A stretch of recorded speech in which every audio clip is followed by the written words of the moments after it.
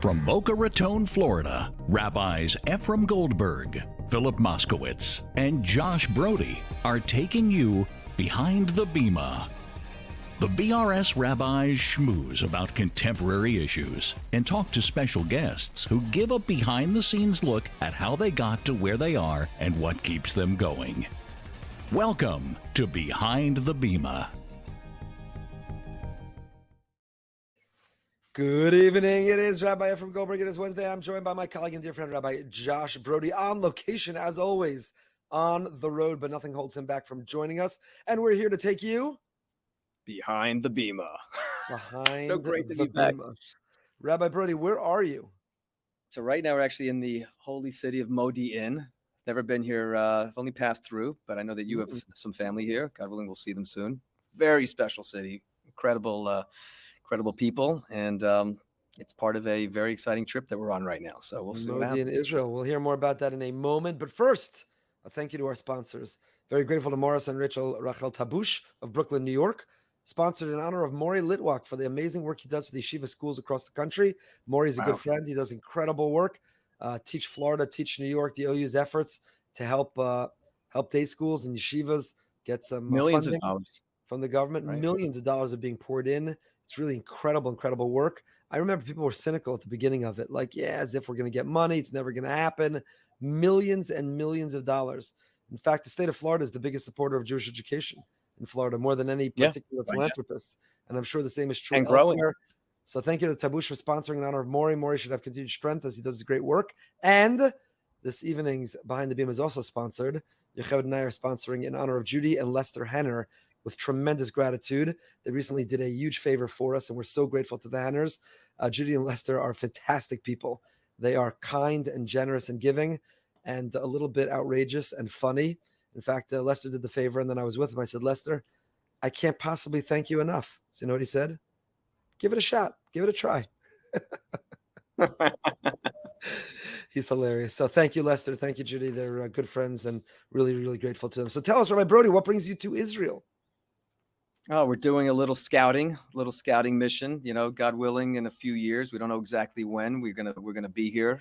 I guess we're all gonna be here, but we're just looking at communities. So we're taking the time to meet lots of people on the ground.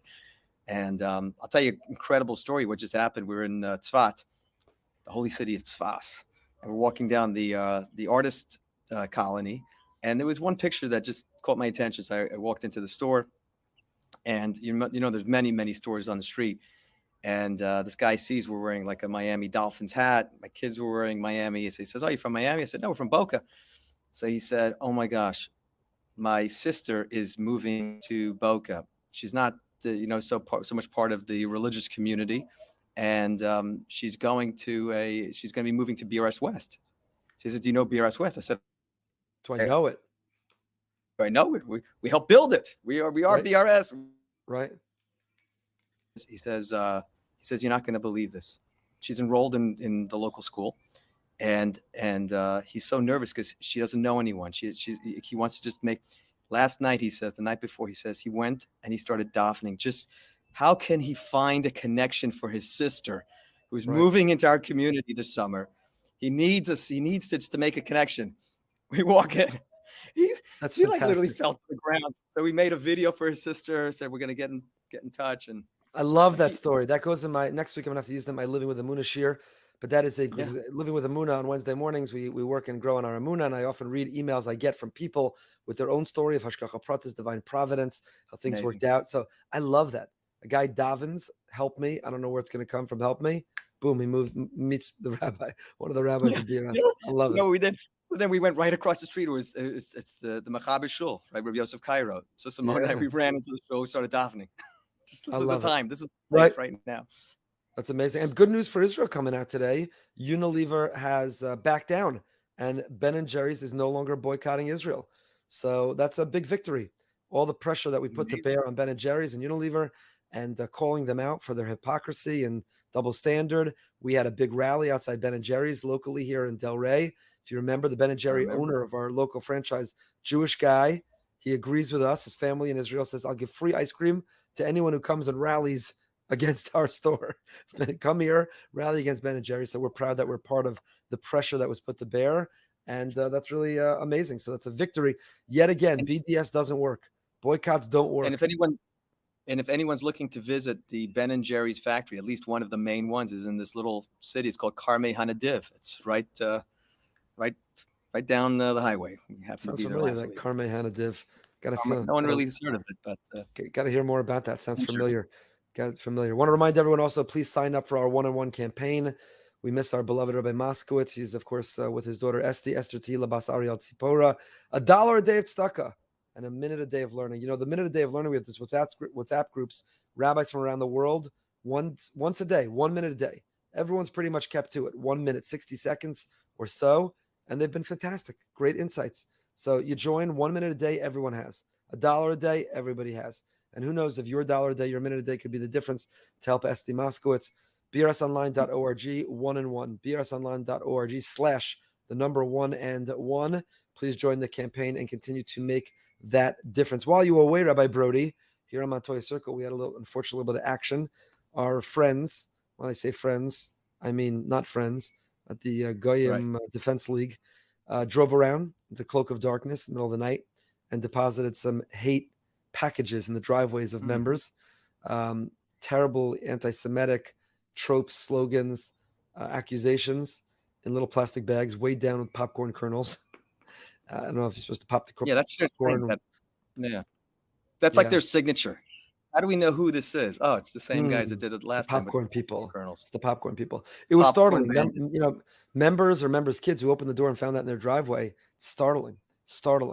So the story could be about the hate. The story could be about these terrible people and what they did. But there's another angle to the story, which I just found out about last night, which is that the deputies of our Palm Beach Sheriff's Office who came and responded, you know what they did? They didn't just write the report. They ran to all the other driveways of people who weren't awake yet or didn't go outside yet, and they collected them so people wouldn't have to experience the startle, the trauma of seeing that package in their driveway. So you could focus on the hate of the people who put the packages there, or you could focus and see the love of the deputies in the Sheriff's Department's office, Palm Beach Sheriff's Department's office, who went around collecting it. And I think we should focus on the love, not the hate. Confront the hate, stop the hate, call out the hate, but really hold on to the love, because you know the hate can make you lose faith in humanity. But when you focus on the love, it restores your faith in humanity. So our Palm Beach Sheriff's Office, huge shout out to them again. Big thank you to them. They always run towards the problems, not away from it. They're great and they help us. They protect us. And we're so grateful for them. I thought maybe, because I saw the picture, it was all about Disney, how so many Jews are involved in Disney. I thought maybe I'd see Saul Blinkoff, even though I realized he doesn't work for Disney. It's DreamWorks or some of the other. I thought maybe these guys maybe caught him on the last episode of Behind the Bima, such a popular episode. Right. Maybe that they wanted to react. But I guess, we've had tremendous feedback on that episode. Saul Blinkoff was amazing, inspiring, insightful. You want to get a little inside look at what it means to be animation producer, director, really award-winning films. He's accomplished, and his priorities, his values were Torah. He made maybe the most impassioned, compelling argument for learning Torah every day that I've heard in a long time. So if you haven't heard last week's episode yet, check it out. You could hear we're closing in on 100, and actually had someone come to me who wants to sponsor the 100th episode and says, "I'm all in to sponsor. Make it big. Do whatever you need to. That 100th episode Behind the Bima, make it big." Who would it be? So we got those works and the plans for that. Excited for that. We're closing in on that. But if you haven't heard the first 90 something, go back and listen. Not because of us. We're just a bunch of guys bantering around. But our guests. We should bring on like what they call a super fan. You know, who's the Behind the Bima super fan? We could just test them on their trivia. You know, and let's see who comes out as the greatest Behind the Bima super fan. Yeah. We've got a lineup of great guests coming up, but we're always open to suggestions. So if you want rate review in your review, include who you'd like to see, who you'd like to have interviewed. Tonight are two great guests. And I'll tell you, they don't go on podcasts. They've been invited to a lot, but we have a relationship and they appreciate what we do. And we're very glad that they're coming on. Dovi Safier and Yehuda Geberer, they partner writing articles for Mishpacha every week. They are two, I would call them amateur, but they're professionals, but they don't have credentialed degrees in Jewish history, but they're brilliant. They're well-read. They're experts, self-taught. And in Yehuda's case, he's made a career out of it. He's a tour guide throughout Europe and in Israel. Jewish History Sound Bites. He's got a fantastic podcast, one of the few that I listen to when I drive or when I'm going somewhere. And the Dovi also, accomplished businessman, professional, set aside time to pursue his passion, his hobby. And what they produce is so inspiring. The articles and who they cover and how they cover, the angles they cover, they're really, really great. And we're excited that they came on behind the Bima. Rabbi Broide, I know you have a favorite article of theirs. I love the Rabbi Teitz article. First of all, it speaks to a lot about what his innovation was, which is a forerunner for Behind the Bima. Rabbi Teitz speaking to 200,000 people, WEVD. Using technology. Yeah. Ahead of his time. How Moshe Feinstein endorsed it, and you had Rav Aaron Cutler endorsing it. They didn't understand the technology, but Rabbi Teitz was an innovator. Right. It was controversial. Now, to say that a rabbi taught Gemara using technology is like the least controversial thing. But then to use the radio, there were people gunning for him. But he had big guns back. What's even so interesting about the article? They were talking about how he specifically wanted to go on the WEVD station because it was known as a socialist audience. Right. He said, I can get more bang for my buck speaking to this group rather than, let's say, another group, which may be, an easier target. Right. So interesting. By the way, as an aside, Yehuda and Dovi are both big fans of a previous guest of ours, Moshe Francesa. They follow and they love him. These guys, they know Jewish history. They know a lot of Torah. They also happen to know sports. So I got a little inside scoop. Moshe Francesa. He's not going to be joining us tonight, but he's not retired. He's going to be coming back soon. So everybody should get ready for the great Moshe Francesa. So we're very, very excited to be able to welcome Yehuda and Dovi. Grateful that they did this podcast. And we know that you're going to enjoy this conversation. Without any further ado, here they are. We are here. We're privileged to be here and to be able to have a great conversation with Dovi Safier and Yehuda Geberer, who are partners in crime and bringing Jewish history to us in so many ways. Regular columnists in Mishpacha Magazine, Jewish History Soundbites, and so much more. It's a privilege to be together. I've spent time with each of you online, Dovi a little bit offline, but to be able to actually have this conversation the way relationships are meant to be, somewhat face-to-face, it's really a great privilege and honor. So thank you for agreeing to go behind the Bima together. Thank you. Thank you for having us. Let's start out with a big mazel tov to both of you, because this week were the awards for the AJPA, American Jewish Press Association, in which the two of you cleaned up. Two boys with yarmulkes took the lead and cleaned up with awards from this association. So mazel tov to you, and it's a beautiful Kiddush Hashem.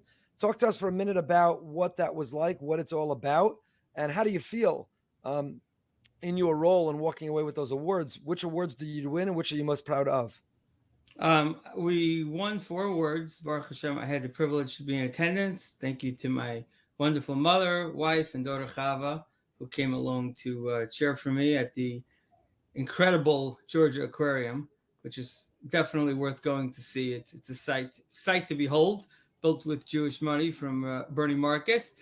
And in the ballroom there, in attendance, I would say it was about 120, 130 people representing different Jewish media outlets across the spectrum, from across America, and there were some PR people from around the world, I guess.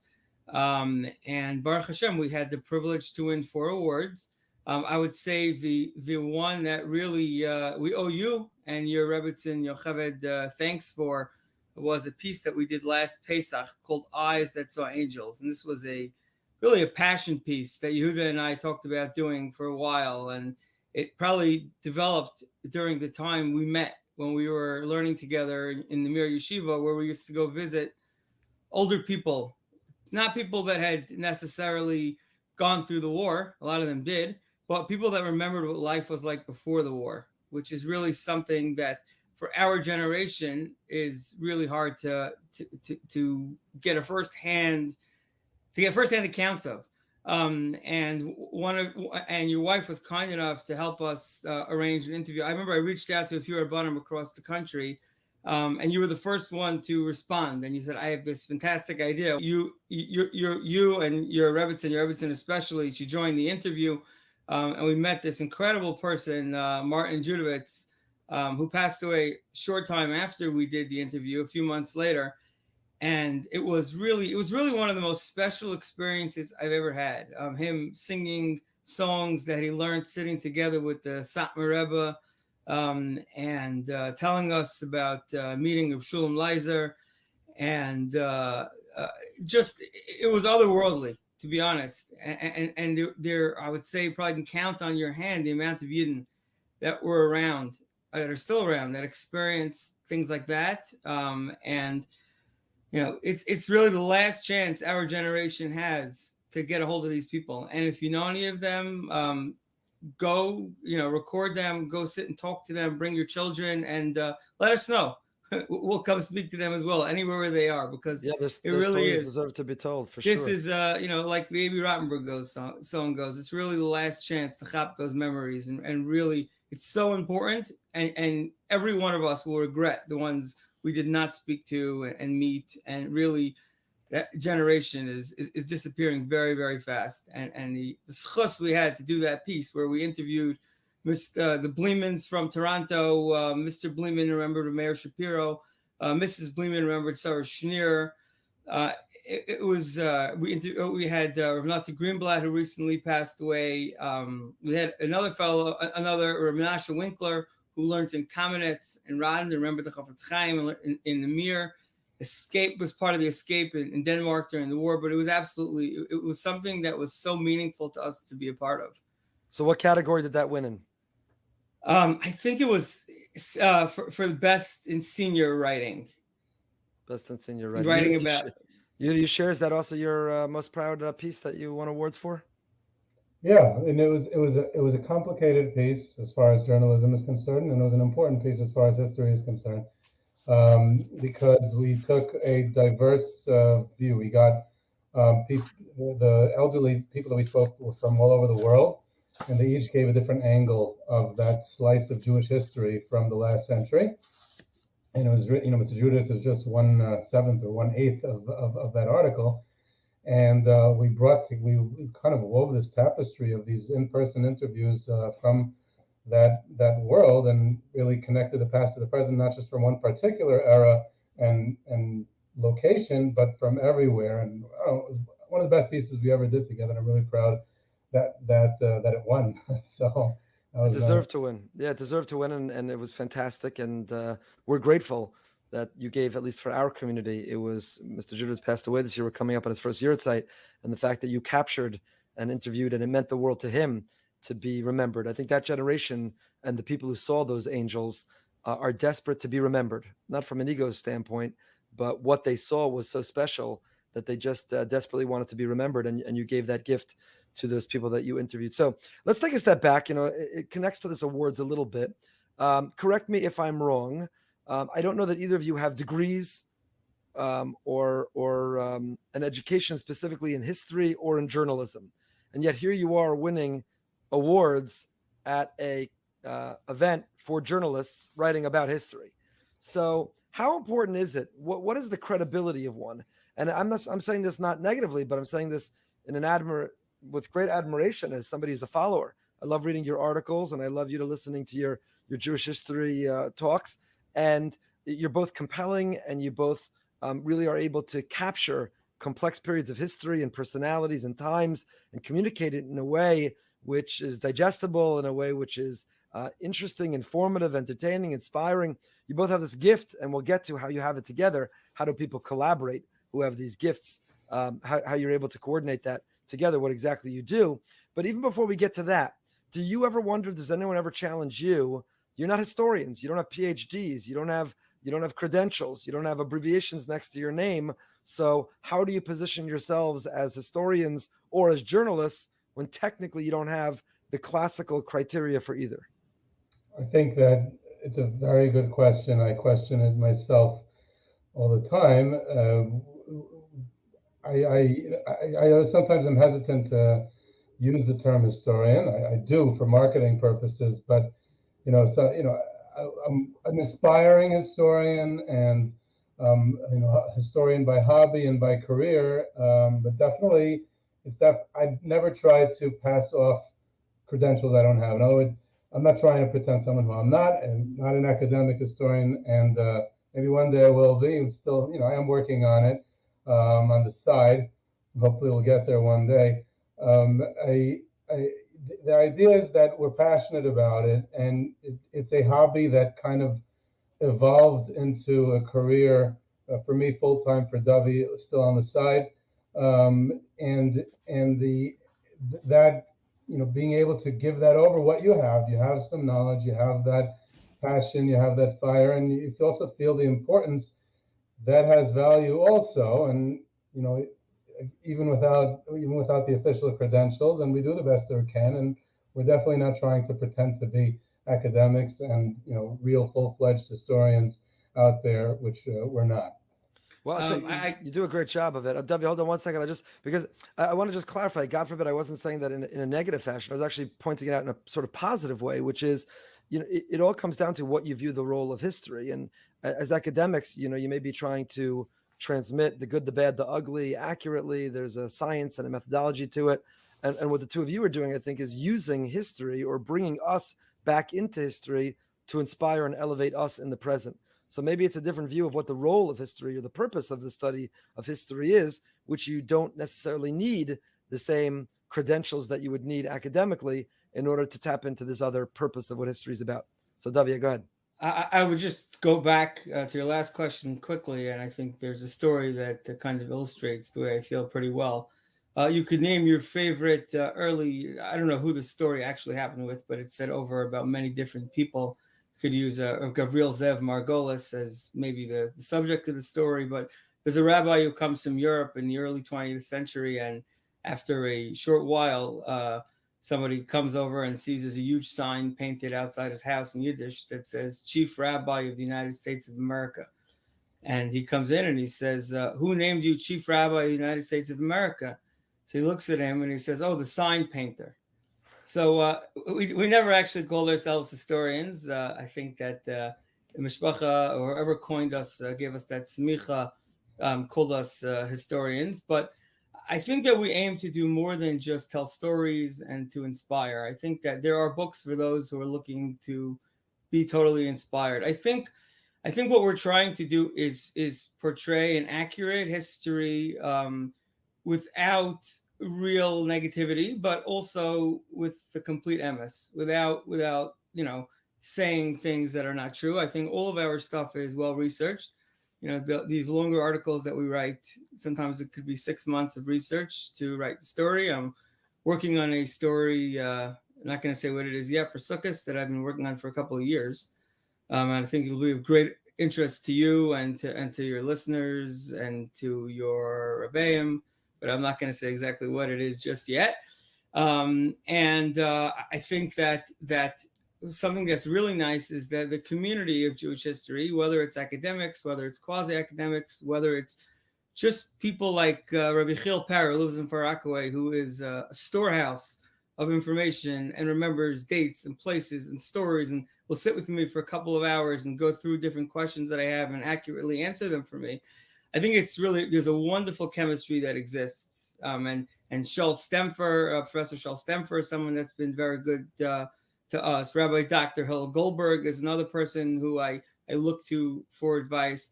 And I have wonderful mentors, as does Yehuda. And Yehuda's being maybe perhaps a little modest, because Yehuda does have a college degree.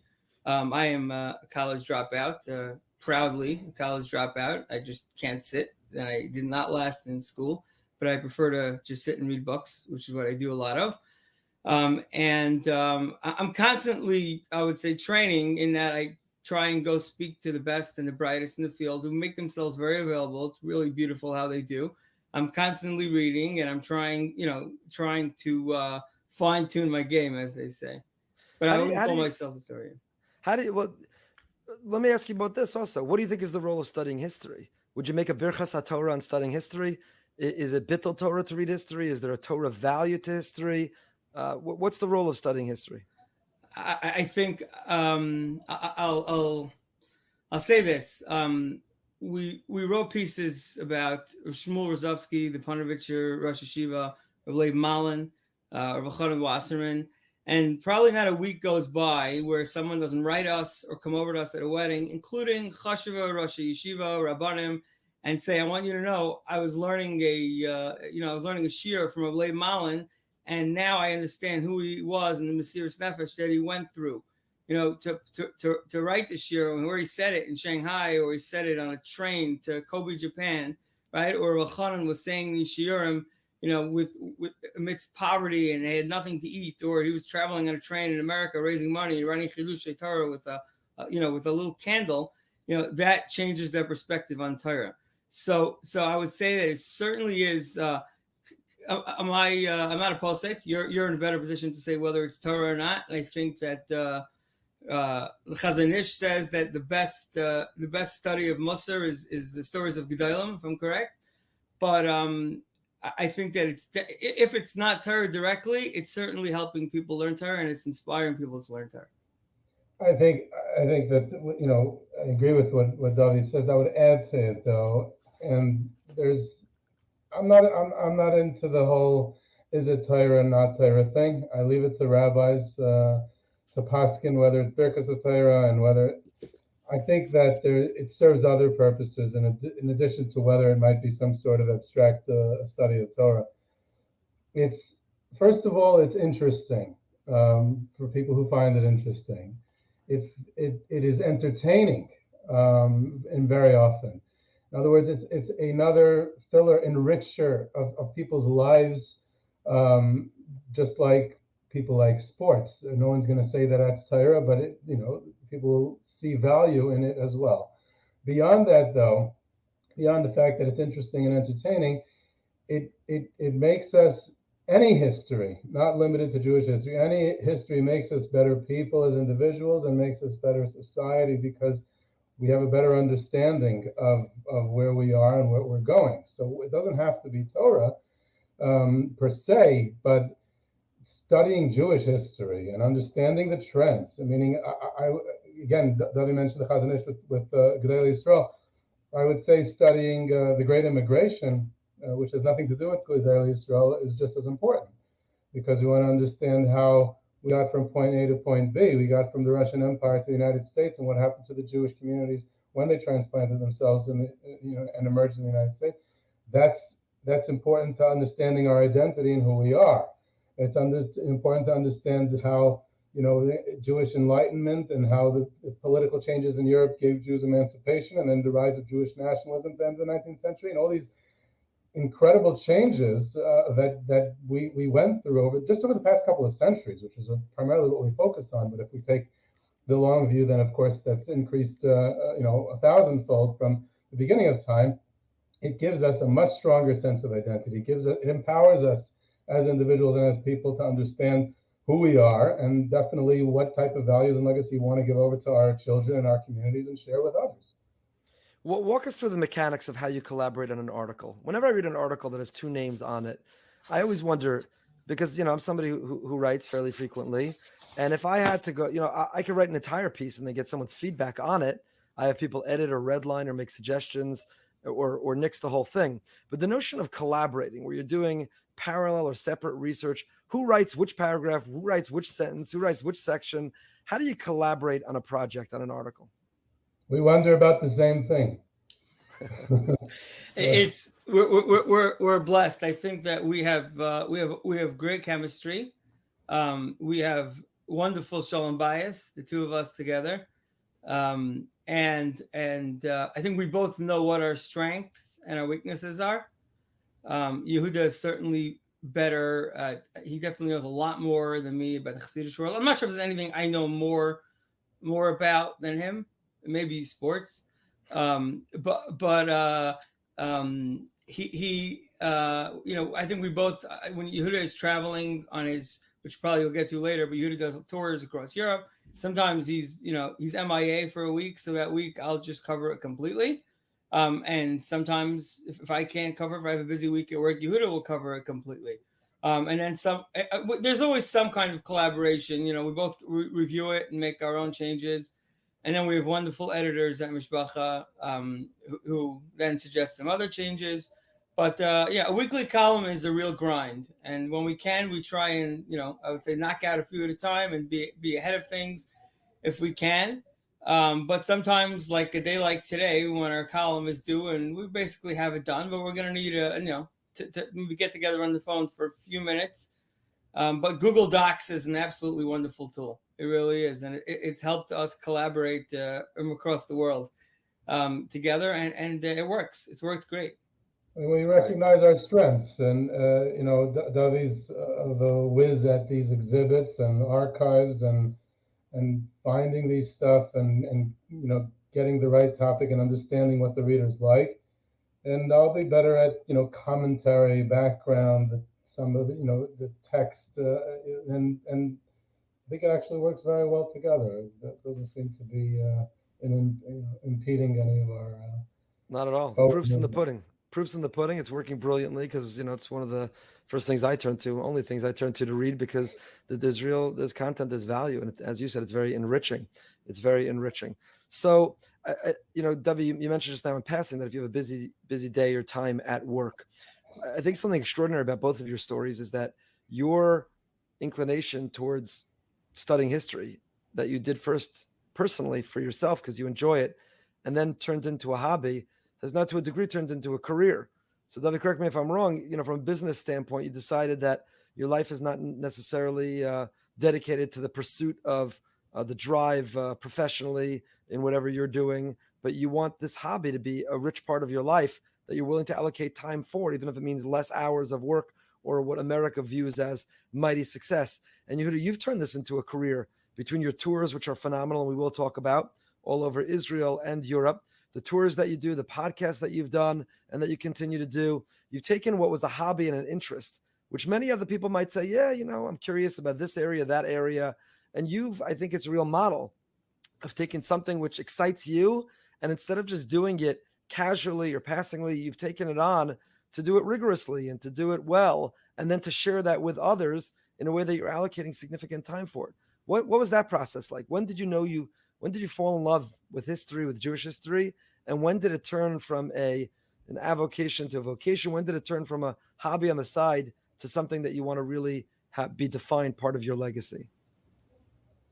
Dovi, me? I'll take it. I think credit where credit is due. I think that my wife, Diana, and my 5 children are extremely supportive of me sometimes disappearing on Sundays into my office and getting to work doing some research. And that's something that really makes difference when you have a supportive spouse. But I would say that my entire life, since I'm a little kid, my mother, who has 10 children, and probably 7 or 8 of us are big readers. We used to go to the Peninsula Public Library in Lawrence, and with a huge box, and we would fill it up with books. And if you actually go there now, there's wanted posters for all of us because of the books that we didn't return. We're all scared to enter the library, but we would read nonstop. I had a grandfather that really pushed me hard to read. I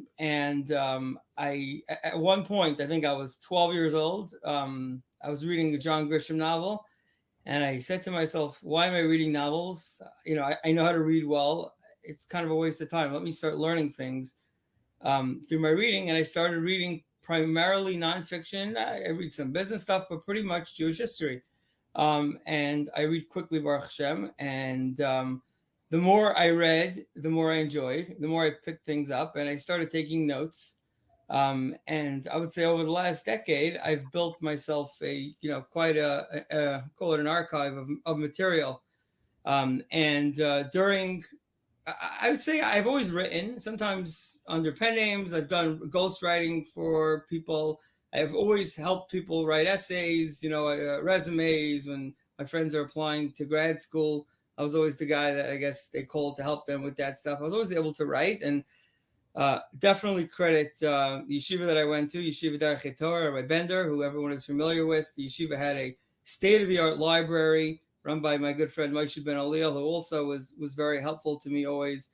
And the yeshiva we really had great teachers, really great teachers. I'll point one out, whose name is Mr. Rafi Sackville, who made Aliyah, lives in Israel. He wrote some books, I think under pen names, over the years. I don't remember the titles, but Australian. And we had a journalism class in Darchei Torah in 11th and 12th grade, and I really developed skills under him. He really he pushed us. He pushed us to the limits, not in terms of hard work, but in what he thought our potential was. And we all learned how to write. And I can tell you, the guys who come out of Yeshiva Darchei Torah, besides for being fine scholars in Torah, most of them could write pretty well too, because we had great teachers. And Rabbi Bender always encouraged it. He thought writing, and study of history as well was something he is big into it. And still, he's somebody that I sit with and I ask him questions because he knows that world very, very well. But just to go back, during when COVID first started, I got COVID early on at Purim 2 years ago. And Sruli Besser, who I knew kind of vaguely through friends, asked us. He saw some of the stuff that I was posting on social media, some of the stuff I've dug up over the years. I started posting on Twitter. And he says, hey, why don't we turn this into a column? And we had this vision for this For the Record column where we take what we call an exhibit, a document or a newspaper clipping or a poster. It's never a photo. It's always, based on some kind of, and we write about that, 2 pages. We started doing it. Originally, we said we'll try it, for a couple of months and see how it goes. And we got great feedback. So the feedback keeps coming, and we see people enjoy it. So it took on a life of its own. You have bigger? We'll get to you in 1 second. But David, do you have bigger aspirations in terms of going from 2-page articles? Any books that you want to contribute? Is there an area particular that you're studying? Well, I think sometimes people complain that our Yontif articles are basically books because they're 12, 14,000 words. But Yes Hashem, we'll get there. We'll get there with time. I have to narrow down to topic. I have about 15 books that I've written in my head already, so I just have to actually write one on paper. I haven't figured out what I want to do. Either me or together with Yehuda, Yes Hashem, we definitely have some plans. And it's become a big part of your life. Yehuda, tell us, when did you fall in love with Jewish history? When did you decide this was going to be your career? Good question. I guess the nerdy guys never were good at anything else, so they end up reading more of history and stuff. I loved history since I was a kid. It wasn't always Jewish history. I read American history. I read sports history. I was into baseball history and stuff like that, and eventually led me to Jewish history. Rabbi Wein, may he live and be well, was my early mentor, first through cassette tapes back in the 90s, for those who are old enough among the listeners to remember what that is, and then later in his books, and then later on, when I came to the Mir, through friendship with a couple of his grandchildren, I actually got to know him personally, and I used to eat by him on Shabbos and went to his lectures and became very, very close with him, and he really got me started. He turned something that was kind of like just one of the things I read and really made it my main focus. But it was still, just a hobby. Never thought it would be a career because no one has ever made history a career. A good Jewish boy is supposed to go into real estate or accounting or law or something. So I did a couple of Europe trips, which is a whole story how that got started. It also evolved miraculously. I never planned it. Just kind of happened. So it was just still something on the side. I eventually started working in Yad Vashem, also on the side, occasionally coming there, guiding groups in the museum. Everything was kind of just on the side. In the meantime, I had gotten my bachelor's in business administration in Israel here. And because you're supposed to get a business degree because you went to yeshiva. So what else are you supposed to do? So I started working in marketing and management and couldn't stand it. It wasn't happening. So I started toying with the idea, maybe I'll actually take these trips to Europe, which was still in its embryonic stages, and maybe this Yad Vashem thing, and maybe some other things. Maybe I could lecture places. Maybe I could write somewhere eventually. And I was fantasizing, maybe I could make something out of this, but I kept on saying, no, you have to go into business. That's what everyone does. And in fact, here's a funny story. I don't think I've ever said it publicly before. I was finishing my bachelor's, and there was, completely secular professor, Israeli guy, Professor Ido Kalir from Tel Aviv, economics professor, and I was just schmoozing with him, and turns out he was a World War II naval history buff. So we were, started talking about that, and I mentioned it to him because he was asking what I plan on doing with the degree and what type of jobs I'm looking for, and I don't know, we were kind of like getting personal like that, so I just happened to mention my dilemma, and as we're schmoozing more, he says to me something that I'll never forget. He says to me, if you start selling insurance with this degree, you're just like everyone else. Why would I buy insurance from you more than anyone else? You're just another insurance guy, and could be you're worse than other insurance salesmen.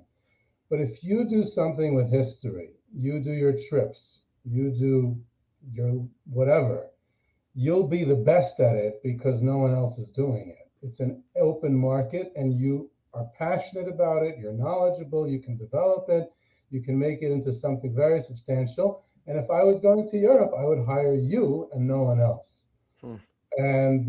And I would say that I don't think he meant that. I sent him an email a few months later and said, I think you switched my career. So I gave him credit. But that kind of like gave me a push to try it. And a lot of naysayers out there because you can't do that. No one makes some money off of history. And, we speak in this conversation and very often in these types of conversations about the ideological aspect of teaching history. It's important, and it's almost Torah, you said earlier, and it's so important, and it's educational, it empowers us, it connects us in identity. I got to say that once it became a career, it's a business. It's a way to support your family, and I'd love to say that I'm just ideological about it and love to teach people and share, but at the end of the day, it became, the trips are great, not only because they're fun and educational, because it's a business. And the same thing with everything else. And that's important to keep in mind. Once it's a career, you love it because that's what supports your family too. So that's, and I don't see it as a negative thing at all. I once mentioned it to Rabbi Wine. I said, I feel kind of guilty now that it's become a career, that it's business and not just, teaching history and it's ideological. And he said, thank God it became a business. He said, the best thing that can happen, if it's ideological, then it's going to run out of steam at some point. If you're making money from it, it's going to go forever. So it's very wise advice also. And I've gotten such great advice from so many people. I've gotten the world of Jewish history is very small, and it's kind of intimate. And the people, the big gedolim of the field, the big professors, the great Jewish historians of the field, are very accessible because the humanities in general and history in particular, it's not the same type of departments as law or finance or psychology or whatever. So they're very available, they're very helpful, they're very and there's such great material out there, and I've benefited and gained from it, and as it evolved, the trips became more popular. And then I got great advice from some friends of mine who told me this new technology called podcasts, and you have to try that out. Of course, I had no idea what it was. I'm still trying to figure out what it is, and so you have to have a podcast to popularize your trips, and so the podcast came into being, and then one thing leads to another, and people say, you do these trips to Europe, why don't you apply that same model to Israel? So you can lead tours in Israel, walking tours in Kibbutz Tzadikim, and all these, similar types of tours. And then Mishpachas Really Besser found us and asked us to write for Mishpachas. So before you know it, you're doing trips, you're doing writing, you're doing podcasts, and people are hiring you for lectures, and it's a full-fledged career. And business administration takes a back burner. You're running a business, so I guess I'm still using those skills. But that's kind of how it evolved in short. There's a few remarkable things about what you both said. One of which is that each of you identified someone or people in your life that really changed the trajectory of your life, that their mentorship and their generosity, whether teaching how to write, or a parent challenging you to go to the library and read, or a professor asking you to consider applying your talents in a certain way, that has an impact. I think it's important for us both as the recipients of that advice to acknowledge and be grateful for it, but also to see ourselves in a position to sometimes pay it forward by helping that next generation to give some advice or change the trajectory or help people become the best version of themselves. I also, it's amazing that you referenced that the small network of professionals, they don't view you as a threat, either of you, and they're not resentful or bitter that without the degrees you've both gained in popularity, they're happy to collaborate and to offer their expertise to you. I think it says a lot about both of you. It says a lot about them and their commitment to that knowledge and wanting it to get out there and not being threatened by it. And I think it's really something fascinating, and for us also to emulate in whatever area of life that we're all in as well. And I wonder, Dovi, I wonder if you grew up today with all the technology and gadgets and all the smartphones and apps, whether you would have gained that same love of reading. That too is, I think, a big reminder to all of us to get our children off of all that stuff and put an old-fashioned book in their hands. Baruch Hashem for Shabbos, where we remember about the power of reading and the value of reading, experience of reading. We have a whole genre now about what you read on Shabbos. You have to post, but that's great if it's promoting, if it's encouraging reading on Shabbos. But that's one of the challenges today, that people don't read. Why read when you could be entertained or playing or posting how quickly you were able to solve your Wordle or whatever that thing is called? So, and maybe there's value in all those things too. But what we're all benefiting from your articles today are the result of parents who pushed you to a library when you were young, and that importance of reading is really, really something that's important. How do you decide? How do you decide who you're writing about next? Are you excited to take personalities you know a little about and learn a lot more about? Or are you excited about pursuing or researching personalities you knew next to nothing about? And I guess the opposite is also true. Are you most excited to present and provide articles and content to readers about someone they know a little bit about, but here's a whole lot more? Or to say, here's someone you never heard of, let us introduce him or her to you? I think Yehuda and I probably, this is where we differ the most. I think we can both give our opinions here, which is why sometimes with the bigger articles, they'll be done separately just because of time constraints on both of our parts. But to me, there's two qualifications for me to write. Number one is a character or a person that is misunderstood. Somebody who has been written about, but I feel like never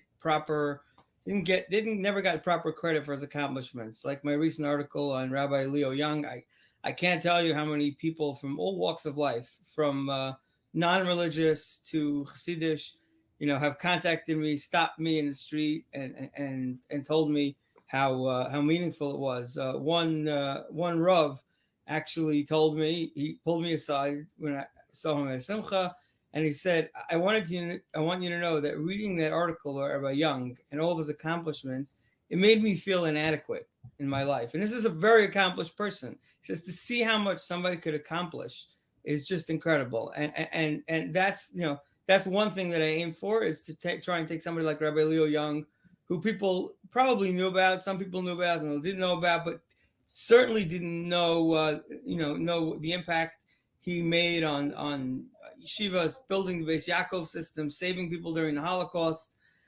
That's one. And the other one is... Any other examples before you move on? Who's another example of someone you've written about that you think doesn't get the credit they deserve, or is not fully developed? Undoubtedly, Rabbi Malin. And Rabbi Malin is like I don't know how to call the folk hero of the yeshiva world. Yeshiva Bachrim, in most yeshivas anywhere. Rabbi Malin is like, he's on the Mount Rushmore of yeshiva figures that people didn't really know about. But like one guy told me, I know his Torah. I didn't know if he lived in the 18th century or the 20th century. I didn't know anything about him. So to bring that to life, which was a major, major undertaking on both of our, by both of us, we spent a lot of time interviewing people. And I don't know if you know anything about Beis Talmud, but they're not easy people to get to. They're not exactly, forthcoming. And it took a lot of work, a lot of help from a lot of people getting the right interviews. We had to meet people in dark alleys and basements in Bensonhurst.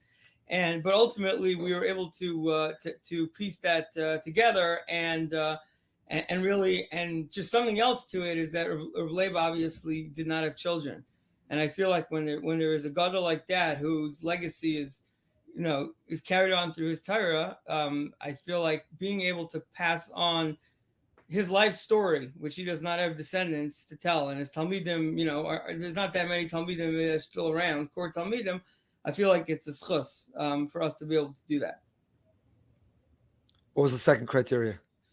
The second criteria is just to take a personality who we know about, like let's say Rav Elchanan Wasserman, and take an aspect of their life which is misunderstood or has not been explored or been fictionalized, and get it right. So we did this piece on Rav Elchanan, which won an award last night, and we went into his trip to America, which he took, the famous trip he took to America before the war. And really, I spent a lot of time in the archives digging through papers and trying to really find out what occurred in that trip. If you look on the Mishpach website, you'll see we actually created a map of his trip across America, all the cities he visited, the places that he spoke. And we're able to learn a lot about, what he did in America, and really how what he accomplished in America was not so much raising money. He wasn't super successful at raising money. You probably raised more money selling aliyahs, on one day of Yontif than he did in his entire trip to America. But he inspired American Jewry.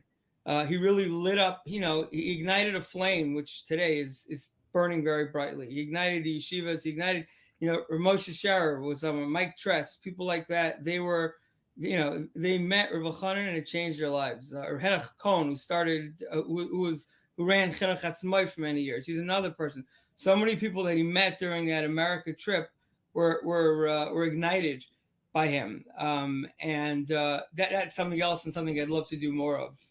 To try, until then, I think most of the stories that were written about that trip were iffy at best. They were, I couldn't find any basis for them. So I really tried to speak to people, to go through the archives and figure out, first mapped out where he was at what time, and which cities he visited, the places he stayed, the places he spoke, and that was really fascinating to me and really resonated with the readers. There's detective work that goes into it, so you're uncovering a plot. It's that's exciting and cool in its own right. Yehuda, in what way do you disagree with Dovi on this? Disagree. I would add my own input. That my goals primarily are to broaden the spectrum. In other words, whereas Dovi, wants to emphasize, we take personalities that are either not well known enough or are well known, but we want a more accurate picture, and give it its accuracy, give it the respect it deserves, give it the research it deserves. What I want to do is broaden it. In other words, to look beyond just the biography of the personality, to get a sense of an era, of an institution, of an event, of a trend.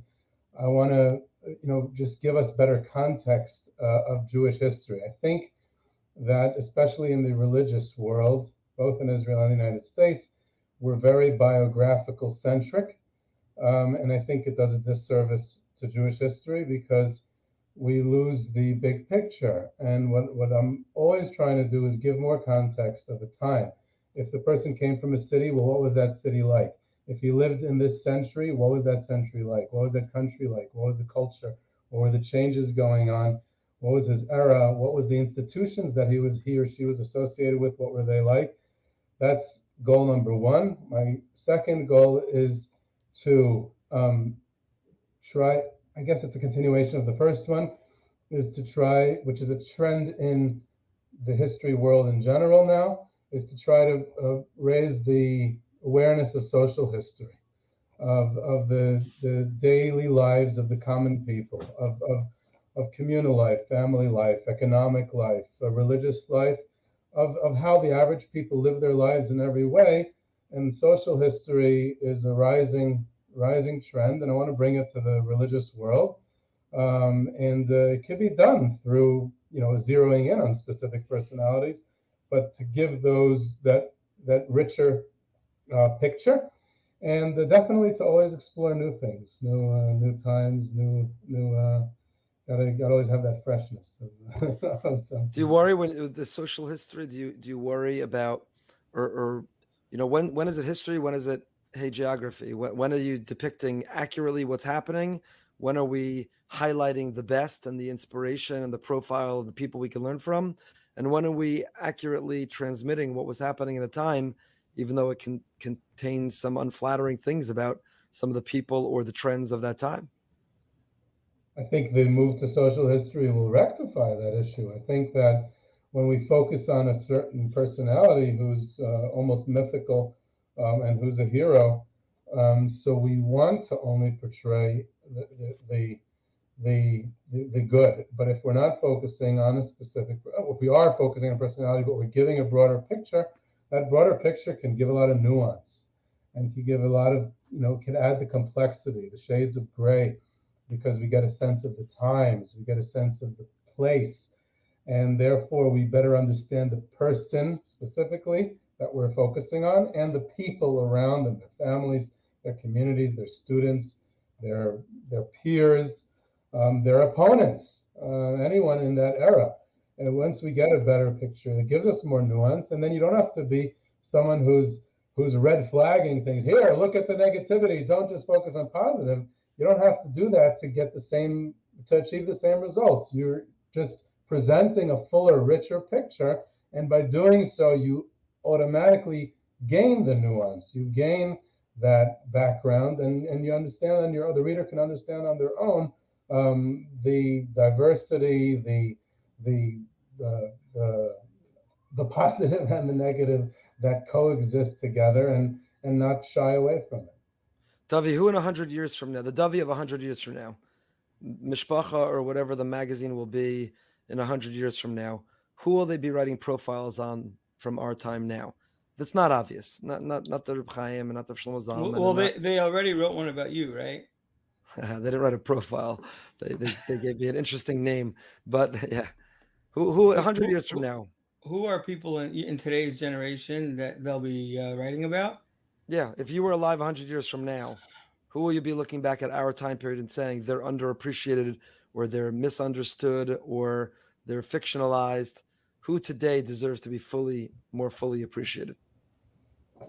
So you're putting me on the spot here, but I think I mentioned before about Yaakov Bender, who is somebody that, I think that the stories about him that I was in Darchei Torah for 15 years through Beis Medrash, and the things that I witnessed in that yeshiva, I think at this point, these stories have become commonplace, and they're going to sound like exaggerations, but I saw them happen in front of my own eyes. I saw a Mechanech who had very, very, very different ideas of how to run a yeshiva than others, how to mainstream children that had mental and physical handicaps, and through that, he built a ma'asid where everyone who you'll probably notice who leaves Yeshiva Darchei Torah has a sensitivity and a caring for every Jew, no matter where they come from. And that was something that I think was not done. In my 9th grade class, I think there were 20 kids, and 10 or 11 of them came from backgrounds where there was either divorce in the home, or there were kids that came from other neighborhoods that no school took them because they were orphans and nobody could pay tuition. And seeing that sensitivity and that love for every single Jew was something that really changed my life and many others. And I feel like one day, a book will be written about him, and people will say, I don't know if that stuff is true, but I'll be able to say that I saw these stories, in front of my own eyes, and they're all true. He deserves it for sure. He's fantastic. We had him in our shul, and we'll look forward to, please God, having him behind the Bima. But absolutely, Yehuda, who in your mind, is there someone who's underappreciated, misunderstood, that is not highlighted the way they should be, that deserves to be further explored or expressed? Maybe not now during their lifetime, but 100 years from now, that your two grandchildren will be collaborating on articles about. I think our Rabbeim in the Mir. Dovi and I got to know each other in the Mir. And we made it 47 minutes in before we got to the Mir. Just want to point out, we were going to get there, but part of it, let's see how far we can get before we get to the Dovi Yehuda obsession with the Mir. Yeah, go ahead. And Both of us are mere products. I think we're both proud mere products. Dovi is very involved still with the mir. He can tell you about that more. But both of us had these incredible rebbeim there. Some of them have already passed on. Many of them are still alive and doing incredible things. They're amazing people, and they do so much for Klal Yisrael and for the Mir Talmidim and for me personally, for us personally. And they encouraged us then. They keep on encouraging us now in what we do. And I personally owe everything to them as a Mir Talmud. And I think that some of them are a little more famous. I don't know if they're so much underappreciated. Definitely have not yet been written about enough. But some of them are even under the radar. They're not even appreciated. So definitely, every single one of them is probably 15 or 20 of them that I can rattle off. Wow. that are like that and would fit into that category. And then there's peers of mine. I look around at me, at friends I have, and I say, wow, these are people who are doing so much and they're my age. And I'm like jealous of them because I remember them in the dorm. Dovi and I remember today he's Rabbi Shai Schechter, but Shai Schechter was my roommate in the Mir. And we were in the dormitory together. We're roommates, and look what he's doing, and for Klal Yisrael, for the Jewish people, and it's very inspiring. And I think people like him, and I'm sure there are many others, will be written about in 100 years from now, and will appreciate what they've contributed to the Jewish people. So it's meant to, the Rebbeim in the Mir, and also peers who I can already see who are accomplishing. So let's go to the Mir, since we just went there. You met in the Mir, you were chavrusas in the Mir, and I know you've brought a lot of attention through your articles and your teachings to that illustrious history and to today being one of the two biggest yeshivas in the world and the difference that it's making. You both had relationships with Rav Nosson Tzvi Finkel. Is there something about Rav Nosson Tzvi that is not fully appreciated or misunderstood? There are books, and we know about his modest, humble beginnings, his more modern beginnings, and how he emerges to become Rav Nosson Tzvi. We know how he overcame or confronted physical limitations and challenges, heroically persevering and showing tremendous mesiras nefesh. But when the lights and the camera are off, or what does the book not include that the two of you can tell us about Rav Nosson Tzvi that also contributed to growing this enormous yeshiva that's producing leaders of Klal Yisrael? We were both close with them. I think that he's the Rav Nosson Tzvi, like you said, who came from a modern background. In his personal journey, what he became went from that kid in Chicago in a co-ed school to becoming the Rosh Yeshiva, the great Rosh Yeshiva, the great Talmud Chacham and Tzaddik. That's his one aspect, his personal journey. There's Rav Nosson Tzvi, the one who overcame his physical limitations by having Parkinson's disease. And there's Rav Nosson Tzvi, the impact that he had on people's lives, the fatherliness, the warmth, the interactions that he had with his Talmidim, and what type of impact that left on him. I could speak for myself and many others. And also, that's the third part. And then the fourth is what he built Mir Yeshiva. So I think that everyone knows about Rav Nosson Tzvi. He's one of those who are very much appreciated and very much written about. But I think that these are four components. And I think that in order for us to truly appreciate his greatness, we have to recognize that there's four narratives here. Perhaps there's even more that I'm overlooking. And try to understand that synthesis of all that together into one individual. He would be a great person if he was just a warm, fatherly Rosh Yeshiva to thousands of Talmidim. He would be a great person if he had just built the Mir Yeshiva into what it became. He would be a great person if he had just, grown up in a more modern home and become a great Rosh Yeshiva. And he would be a great person had he just overcame his Parkinson's disease. And that synthesis, I think, is truly great and something we really need to appreciate. And I think that it'll take years for us too, because the great Chinese politician, whatever his name was, will come to me. He was once asked about the impact of the French Revolution in the 1960s. He was asked about the French Revolution's impact on world society, which was in 1789, and he said it's still too early to tell. So I think that with time, we're going to much more appreciate the greatness of Rav Nosson Tzvi Finkel. It was larger than life. I can't say I was as close with Nosson Tzvi as Yehuda. I came to yeshiva a little bit later. I'm younger. I would say I'm closer with the current Rosh Yeshiva. I want to make one small correction: is that Yehuda and I did not really meet in the Mir in the beginning. When I was living in Maladafna as a younger man, I was actually working also in the afternoon, and a few of us who lived there met a dynamic Talmud Chacham whose name is Gabriel Schuster. Rabbi Gabriel Schuster, who lives in Monsey, is a Mechaber Svarim. He's an expert on Erevin, a very chashuv person, and he among the things he's a real expert in was Hilchos Shabbos. And we decided together we were going to start a Shabbos morning kollel. And in America, it's kind of unheard of. In Eretz Yisrael, davening at 7 o'clock in the morning is kind of normal. So what time was davening, Yehuda? Was it 6 something? 6:30. Yeah. So we would daven earlier than normal. We would daven 6:30, and we would get a Yerushalmi kugel and a pickle, one pickle per person. You never got extra. And then we would go down steps to Or Sameach, and we had this kollel where we would learn Hilchos Shabbos together. It's lasted several years, even after we left. And that's really where our relationship started. And we learned together in the Mir. We still learn together by the annual Mir Yarchei Kalas, which Mi'etz Hashem, hopefully Rabbi Goldberg will join one of these years. We'd love to have you. But if I could illustrate with Nosson Tzvi, it's in one story, which I recently heard from someone close to him.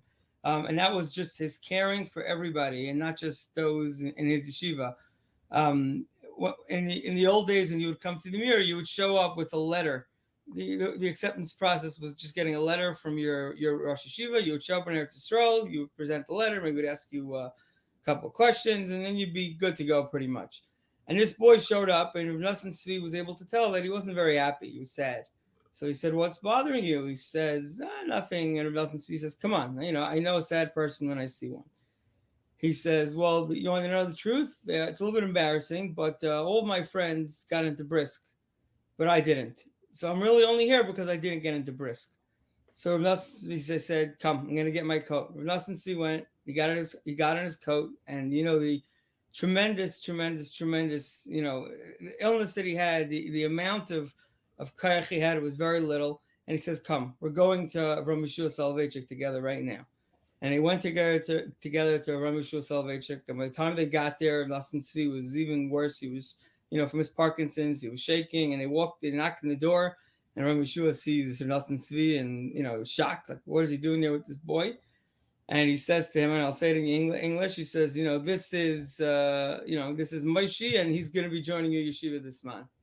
And obviously, looking at Nosson Tzvi Finkel, he had no choice. And Moshe went on to learn in brisk with his friends. And that was something that illustrates, it was a quality of Nosson Tzvi had. He there's a famous story about him going to Ner Yisrael when the yeshiva was in terrible debt.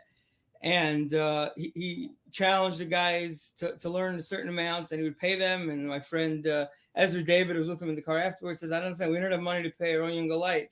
How could you go offer money to the young light in Eretz Yisrael for learning?" And his love for Torah was so infectious that it didn't matter where it was being learned. He did build the largest yeshiva in the world, but he just like the Finkel family, the Alter of Slobodka. Rav Lezer Yudel built several yeshivas in Eretz Yisrael for Svardim, for Hasidim, built the Chabina yeshiva. They cared about Torah. And if you ask me, the Mir Yeshiva is around for more than 200 years. And what is the secret of the Mir Yeshiva? And that is just love for every single Jew, a wide open tent. We all know, we could fill in some of your listeners whose sons were in Shalavim or KBY, and maybe they never told their parents, but I know they spent summers on next to me on the bench in the Mir. A couple of them even stayed in my dira. And open door, people just come and they learn Torah. It didn't matter. Largest Hasidic yeshiva in the world, largest Sephardi yeshiva in the world. And actually, Rabbi Goldberg, the two of us met for the first time in Yerushalayim at the embassy opening a couple of years ago. And one of the people sitting next to us was Rabbi Dr. Ari Berman, who had recently become the new YU president. And I said to him that I am actually very involved in your largest graduate school. And he says, "What's that?" I said, "The Mir Yeshiva." And he got quite a kick out of that one. But it really is. It's a wonderful place to go to see, to learn Torah together with people from all walks of life, to have Rabbeim of all sorts, to be able to learn in that environment, and in the Messiah of 200 years, and the warmth and the love and the openness, and the encouragement that we get from our Rabbeim and the Rosh Yeshiva for the work that we're doing for our writing. It's constant. They read our articles, they send us feedback, we'll call them with questions, and it's beautiful. I've had the privilege to have my son-in-law was learning the mirror the last couple of years. My new son-in-law is heading to this Elul, and so I personally have a Akara Satov. But one of the things that was amazing, I went to Beis Yeshaya where he was learning several times. I spent time sitting and learning there. I went to shir with him, with Resnick, and in Beis Yeshaya, he was pointing like you were just describing, and he's like, that guy grew up here, this guy went to YU, this guy went to Penn, this guy went to whatever, and the melting pot that is the mirror is a very special place. It's enormously diverse, and I don't know if there's as much a diverse yeshiva in the entire world where as people with as many diverse backgrounds can equally feel comfortable. And the secret sauce to me was that nobody's focused there on the differences. They're focused on the common language of Torah. And my son said that to me, when he had been growing and it was in different environments, people hawk all the time about Ashkaf, and they debate this and debate the army and debate the education and debate YU and debate. They went to the mirror and all anyone was talking about is Gemara Tesis. Nobody was talking about or caring about. And that's the ikr, that's the core, that's the mutual language that we have, that anyone could go there. And even if they have to change their chitzonius, if they change their wardrobe to simply culturally fit in, but nobody's asking them to change any core beliefs of what they feel or believe or how they live inside. No one's asking them to change the outside either, as far as I know. They may just want to out of comfort. But I saw it as that melting pot, and really, really special in that way, and that commitment to Torah, and not being threatened by sharing Torah. Meaning, I think the measure of a yeshiva is when its talmidim and graduates open more yeshivas and they take pride and joy in the expansion of Torah rather than be threatened by it. When they're proud to see their talmidim and musmachim and their graduates, so to say, continue that legacy by expanding the mission rather than be threatened by it. And I don't know if anybody does that as well or more than the Mir. So it's special. So Dovi, you're involved, I know, in the Mir through Askanas today. How many talmidim? What's the Mir's budget? I don't know if I'll get into specifics here, but the Mir's budget is well over $50 million at this point, and the bulk of the money comes from America. And there are a few volunteers, led by a great man named Ralph Hertzka, who devote much of their time to raising money for the yeshiva.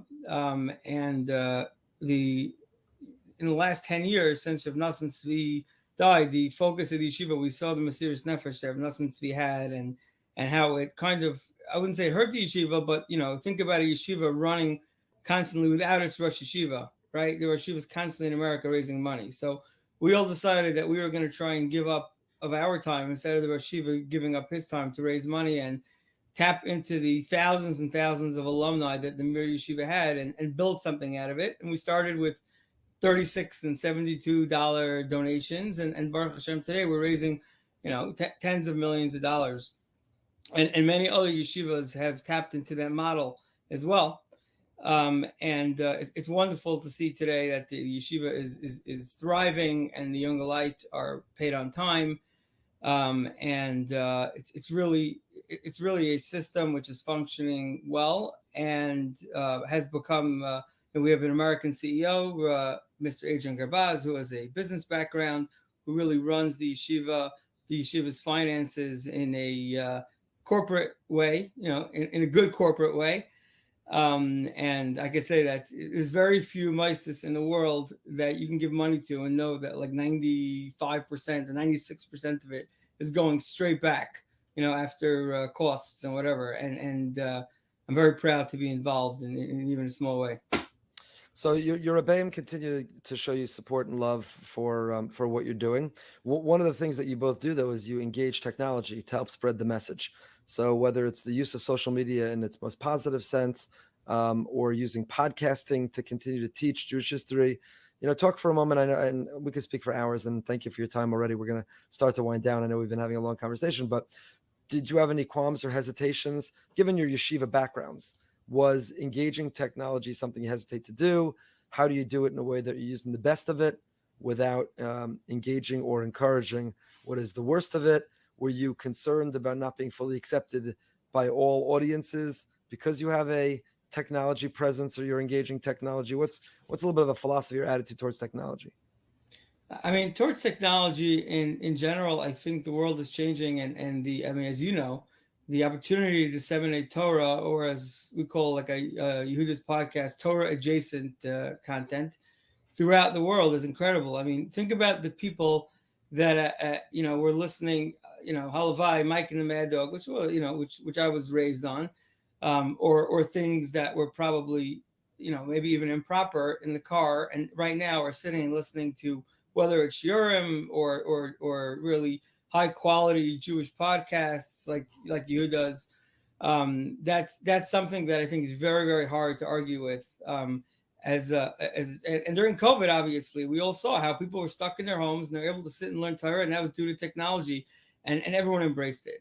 As for social media, I can't say that I went to my Rabbi in the mirror and I said, could I post on Twitter? But I had content. I was just starting to post stuff here and there. And I saw that instead of people engaging in nonsense, people were learning things from it, and they were engaging in Torah content. So I try to as you do, I know, steer away from politics and nonsense, and really just post high quality, Jewish history content on there. And some of our following definitely comes from there. So I wouldn't say it's something that I run around that I'm super proud of. Twitter is not a great place. I wouldn't encourage anybody to go run and sign up for Twitter. But if you're on it, using your opportunity, like people like like Rav David Bashevkin and others who use it really to spread love, to spread Torah. Someone's got to be in the trenches fighting. So the people who are doing it, you got to find, if you have a tool and you have a way, the same way anybody who's in Kiruv has got to sometimes go to places and be places they don't necessarily want to be. It's not easy for someone to live on a college campus. But I got started on social media because I did Project Seed, and everyone was on Facebook, and that was my way of keeping in touch with everybody throughout the year.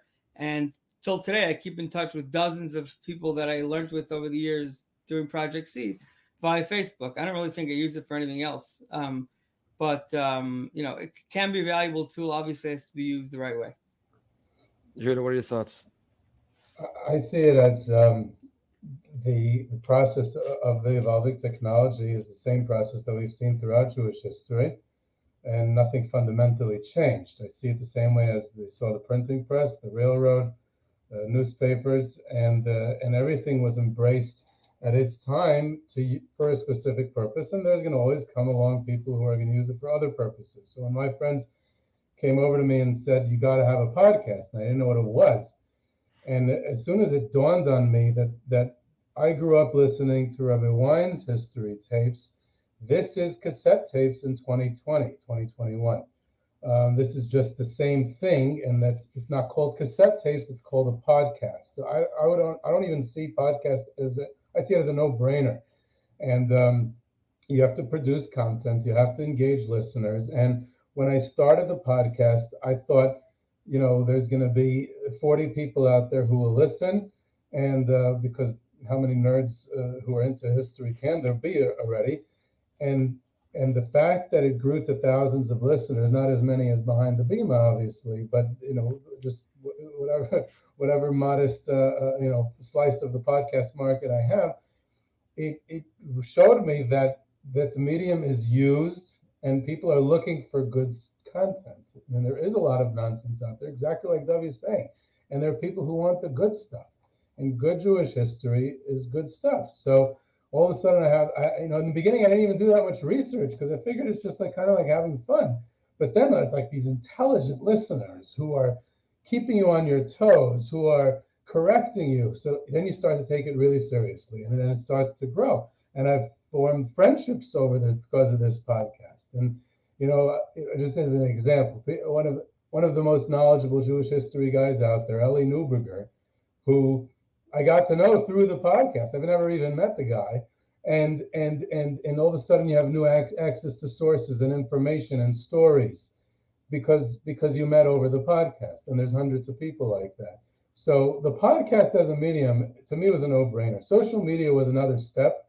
I was very hesitant. But then again, I crossed this barrier where I realized it's just modern day advertising. The same way you'd place an ad in the newspaper 20 years ago. So today you have a social media presence, and I make the distinction. Yehuda Geberer is not on Twitter. Jewish History Soundbites is on Twitter. And if Jewish History Soundbites, like now in this summer, I'm starting a new series, launching a new series about, leading up to Shabbat B'Tammuz and 3 weeks in Tisha B'Av, about Jews saving Jews during the Holocaust. So it's going to start next week. It's been going for 6-7 weeks. How do I generate interest? How do I get the word out there? You have to go on social media. You go tell people we're doing this series. You want to sponsor. You have ideas of different stories. Do you think listeners will be interested? It's a way of engagement, and it's the podcast that's on Twitter, not Yehuda Geberer. Never post anything that has to do with my personal life or anything like that. And it's straight up marketing and advertising, and that's the medium that's used today. The podcast is fantastic. Again, I know we've gone a long time, so we're going to wrap it up. Yehuda, your favorite place to lead a tour in Europe and your favorite place to lead a tour in Eretz Yisrael? In Europe is a good question. The most popular one is the standard Poland tour, but I like the more, interesting one, quirky ones. Back when Ukraine was a safe place to go to, so going to the Baal Shem Tov and that route was always very fascinating. Going to Vilna, Lithuania, Belarus is where the Mir is, of course, was always, very exciting as well. Very hard to find a favorite, very, very difficult, but, and then beyond. Western Europe has become more popular. I've been to Italy recently. I don't know if I could come up with I think I'm supposed to say Reb Shiloh of Karastir, only because everyone likes that today. But the food is definitely good there. It's hard to find a favorite, though. What about Eretz Israel? In Israel, I like, I have my walking tours in Yerushalayim and Kibbutz Tzadikim, and I do the, mystical tour in Sfas and Marsa Machpelah, Kevrach. But I find that the specific walking tours in Yerushalayim, that people are not, they're familiar with the neighborhoods. They feel like they know this neighborhood from 100 times that they visited to Israel. But then I lead them on a tour and show them that behind the facade, there's actually a fascinating story of how Jews made a conscious decision to return to Yerushalayim in the 17th, 18th, 19th centuries and rebuild this place. And we live off of the fruits of their dreams, which everyone thought they were crazy in the 19th century to do this. And we live in this ultra-urban Yerushalayim where we think of Machane Yehuda, Shuk area as a place to shop and this really hip place and bars and stuff. And you really get to feel the story of that place. So Machane Yehuda, that area, Rechavi Sharei Chesed, Nachlaot, those old neighborhoods in Middle Yerushalayim, I find that those are the best tours. Fun. Dovi, favorite article that you've written so far? It's really a tough one. I would say my favorite article that I wrote was definitely the most enjoyable one, and probably the one that was seen by the least people just because it was so random, is one where I wrote that was called When Zaidi Was No Longer Young. It was about the first Jewish nursing home in America. It won first place award for North American Jewish history at the AJPA last night, so they certainly appreciated it. I think it could be appreciated by a secular Jew, a from Jew. Look it up. Maybe we could post the link, but it was a ton of fun. I really learned about a whole new genre of characters that claimed to be 110 years old, but really were 70 and had stories about purportedly meeting Napoleon. But really an incredible bunch, something that I think that if anyone in Hollywood is listening, it would make for a great Netflix series.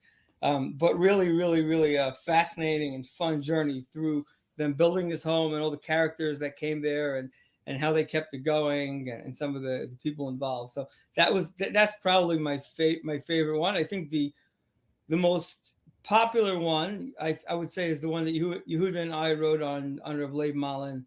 That one we still get a comment about it every week, and this one on Rabbi Leo Young is really it's really grown wings. People constantly asking me, sending me more information about him, and they really want a book about him, but I don't know if I'm the right guy. So we'll see. Tremendous. Well, I can't encourage everybody strongly enough. Check out Yehuda and Dovi, their writing. You can find it on Mishpacha's website. Is there a collection of your articles? Is the best way to go back to Mishpacha archives to find those articles? It's Hashem, there'll be a book. But yeah, you can go on the website. I just want to really, just one last thing really is none of this would be possible without our editor, Shoshana Friedman, who is a whiz, as you know, who is an absolute whiz, and she does an incredible job making our work shine. Sometimes in the wee hours at night, she is a mother of many children. Her husband is a Chabura in the Mir, and she's incredible. And how she does what she does, I'm not really sure, but she pulls together an incredible publication, and we have the schus that she edits our major pieces and could never, ever do it without her. So I have to be publicly makir tov to her. Problem is when you get to be Maya, you pack in so much content and they make you fit on those 2 pages that sometimes the font is too small. You get to be my age, it's not easy to read, particularly after, a nice Shabbos Suda, a few l'chaims. So I got to speak to her. She got to give you a 3rd and 4th Feedback page. is important. Inbox at mishpacha.com, always. Got to spread it out over a few more pages so old guys like me can still read it. So they can find you online, Mishpacha. Yehuda, you got Jewish history sound bites. Everybody should have that in their podcast library. Be listening regularly. I told a story this week in the Parsha Shir that I heard from you, Yehuda. The Baba, I called you about it. The Baba of a Rebbe, and when he said other things, he doesn't have the Divrei Chaim. He doesn't have to have this one thing either. And that was a great story. So thank you for everything I've personally gained from both of you, that I've learned and that I continue to be inspired by. Should continue to have tremendous success and siyata d'shmaya in helping Klal Yisrael get access to people and places and times, and to be inspired and elevated and enriched by it. And thank you for coming behind the Bima, sharing a little bit about yourselves and what you do and how you do it. I look forward to reading the future articles. Thank you so much. And thank you. We've turned down quite a few of these offers in the past, and we did it with you because we appreciate what you do, for Klal Yisrael. And we felt like Klal Yisrael owes you more than one favor, and for us to do a small part to come and join you. And I really appreciate the conversation and for you having us on. Thank you. People enjoy. Fantastic conversation. They're just a wealth of information, knowledge. They're passionate about the Jewish history, and they're great guys to hang out with and schmooze with. We have such a rich history, and I think it's one of those subjects which just a lot of people don't find a lot of people that are great teachers, and therefore they don't learn a lot. But if they had people like this teaching them, they would be all in on it. Exactly. And it's a lesson. It's an interesting thing in our time that we need our professionals, our academicians, our scholars, our professors, the role they play. They're fantastic. And it's not mutually exclusive. It doesn't mean if you're a professor, a scholar, then you also can't reduce it to something that people can digest. But we see in this world, in the world we're living in, that paralleling the experts whom we need are the people who know how to package things in a digestible fashion. And that's where I think they excel. Rabbi Stefanski, this guy just packaged Yevamos. We have 10 days left. We're going to have a great Siyum. I'm actually going to be hopefully at the Siyum. He's not going to be here. He'll be traveling. But I'll just give you an example right now. We're using, you ever heard of the Potato Head family, Mr. Potato? These are the characters that we're learning Yevamos with right now. And it's working. Right. If you saw these images, it's like, what are you learning? It's great. You are actually, I will say also, you're like the poster child. You're like the poster child. You're like example number one. In our interview of Stefanski, if you haven't heard it, go listen. Yeah, he got you to sign up live during the interview, and you haven't missed a day of the Daf Yomi since. 10 days to go. And you know what's amazing? He said, now is the time everyone's, like we're all, me included, we're supposed to be recruiting people for Ksubas, right? This is our job. And he says, whether it's that you actively go out and give them a new free Gemara, right? He has Gemaras he's giving away again. Or you simply put on some of like the magnets on your car. He says one day you can get up to Shemaim and he'll say, Mazel Tov, you finished Shas, you finished a couple of Masechtas, but you don't realize you actually finished, daf. Like 10,000. What do you mean? I didn't go through it that many times. He says, no, that magnet that you put on your car led someone to go to the website. Someone got excited, and now that they signed up because of the magnet. So you never know. Where can I buy the yellow hat with the MDY or the sleeveless shirt with the MDY? That's a special order. Special order? Can't get that everywhere. You can't get it selling that. But that's a one of a kind. I'll tell you what, I did everyone coming. Sign up for Katan, right? That's Ksubas Shas Katan is my favorite Masechta. Yeah, if you're not doing the daf, Ksubas Shas Katan, my personal favorite Masechta. I don't know if you're allowed to have favorites like your children, but definitely sign up. What I did not see coming is when Yehuda mentioned who his roommate was, that he thinks in 100 years from now, someone historians might be helping us understand. Previous guest of Behind the Bima, Rabbi Shai Shechter, my good friend. Interesting. I didn't see that coming. A little Dov Beshevkin reference. We got a lot of Behind the Bima guests referenced in that conversation on who are some of the main players of our time that history will reflect back on. So fascinating conversation. We're so grateful that everyone joined us. Rabbi Broide from Israel, live inconvenient time. We appreciate it. No, it's not easy. Birds chirping. Those birds love early mornings. We appreciate your being with us as always. Again, I want to thank the Tabushas from Brooklyn. Morey Litwak, keep up the great work. Reduce our tuition. Huge thank you to the Henners. Thank you for being dear friends. Sign up for 1&1 if you've not yet. brsonline.org/1&1. Rate, review, in your review. Tell us who you want to hear from on Behind the Bima next. Thank you for joining us. Until next time, stay happy.